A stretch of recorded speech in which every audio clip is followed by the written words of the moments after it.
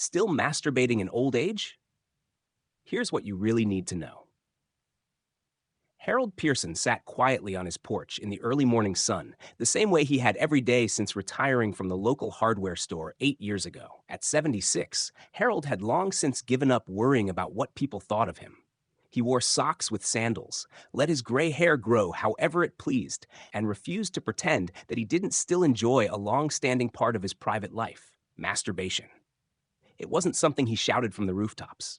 Harold was no fool. He knew that even in the 21st century, older adults expressing sexuality, especially solitary sexuality, was still taboo for many.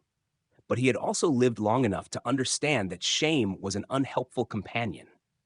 After his wife, Joan, passed away nearly a decade ago, Harold found comfort and connection in many ways: in friendships, in music, and yes, in his own body. At first, he worried. Was it normal? Was it healthy? Was he clinging to something he was supposed to have outgrown? But after consulting with his doctor, who chuckled kindly and assured him that it was perfectly natural, Harold relaxed.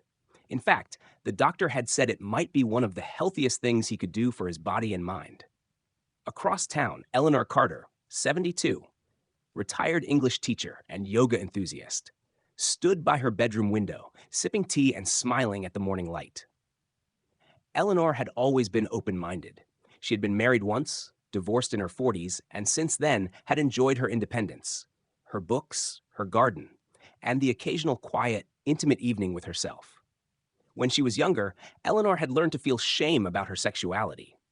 Her mother had warned her that good girls didn't touch themselves. But Eleanor had since read, reflected, and listened to her body. She knew that desire didn't vanish with menopause. In fact, for her, it had become simpler, more focused, more about self-love than anyone else's approval. For Eleanor, masturbation was an act of defiance against the world's assumptions. It was also deeply personal and immensely comforting. The truth, though rarely discussed, is that many older adults continue to enjoy solo sexual activity well into their later years. While society often portrays seniors as asexual or uninterested in intimacy, the reality is quite different. For many, like Harold and Eleanor, masturbation remains a source of pleasure, stress relief, and emotional well-being. Aging does bring changes to the body: slower arousal times, decreased lubrication, lower testosterone or estrogen levels. But none of that makes masturbation wrong, unhealthy, or strange. In fact, several medical studies have shown that masturbation in old age can have health benefits. It improves circulation, helps maintain healthy sexual function, relieves stress, and promotes better sleep. But perhaps more importantly, it supports a positive relationship with one's own body. For older adults who may be dealing with illness, loneliness, or the loss of a partner, self-pleasure can be a way of reconnecting with feelings of vitality and sensuality. It can remind them that they are still alive, still deserving of care and joy. Of course, isn't true for everyone. Some seniors feel uncomfortable with the topic, whether due to lifelong beliefs, religious teachings, or personal trauma. Others may face physical challenges that make masturbation more difficult: arthritis, neuropathy, or side effects from medication. But for those who can and do enjoy it, there's no reason to stop. For Harold, the practice was also mental. He often found that after a solitary moment of pleasure, his mood would lift. His thoughts would grow clearer. He felt less irritable, more connected to his memories and imagination. Sometimes he'd think of Joan, remembering their early years. Other times he simply focused on the sensations, grateful for the ability to feel.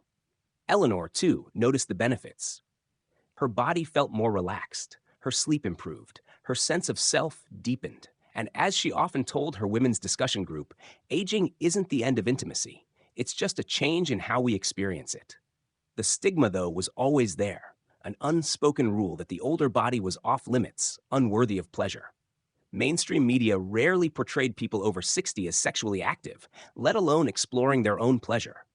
The silence spoke volumes, but things were beginning to change. In recent years, a growing number of researchers, therapists, and aging advocates have pushed for more open conversations around senior sexuality. Organizations have published guides, hosted workshops, and developed resources to support older adults in their sexual well-being. Even some assisted living communities now offer counseling and education on the topic.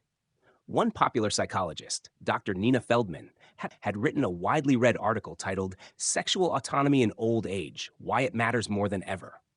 In it, she argued that masturbation wasn't just about sex, it was about agency, health, and dignity. When we give older adults permission to feel, to touch, to explore, she wrote, we affirm that they are whole people, not just patients, not just retirees, but individuals with complex emotional and physical lives. Harold read the article twice. He clipped it out and folded it into his journal. Eleanor shared it with her bridge group. The reality is, the body doesn't have an expiration date when it comes to desire. While sexual expression may change with age, slower, gentler, more intentional, it doesn't disappear. What society often forgets is that older adults still laugh, cry, flirt, dream.